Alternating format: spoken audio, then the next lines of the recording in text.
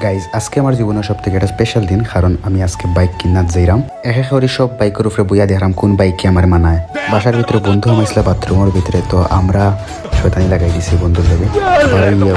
আমার উপরে তার প্রতিশোধটা মিটাইল। বাসা থেকে বারোই আমার চিন্তা করলাম যে কোন শোরুমে যাওয়া যায়, কোন বাইক লওয়া যায়।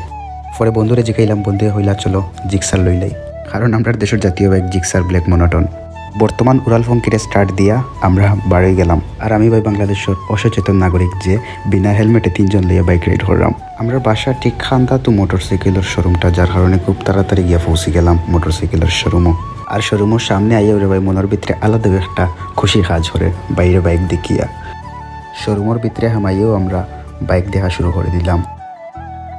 বেশ দেখা লাগছে না, জাস্ট মনোটন দেখিয়েও চোখ কাড়িয়া নিছে কি, তো মনোটন আমরা ডান করে দিলাম। পরবর্তীতে তারা বাইকটা অ্যাসেম্বল করে দিলাম, আমরা গ্লাস আর ব্যাটারি ফিটিং করিয়া দিলাম। বাইক কিনা শেষ, এখন আমরা বাসার উদ্দেশ্যে রওনা দিলাম। বাইকটা যদিও আমি কিনছি না, তবে বন্ধুর বাইক মানে আমার বাইক। বাইকে তেল ভরিয়া এখন আমরা যাইমু কি বাসাত। আমার আজকের মিনি ব্লগটা আপনার কাছে কিলা লাগছে তা কমেন্টের মাধ্যমে জানাইবা।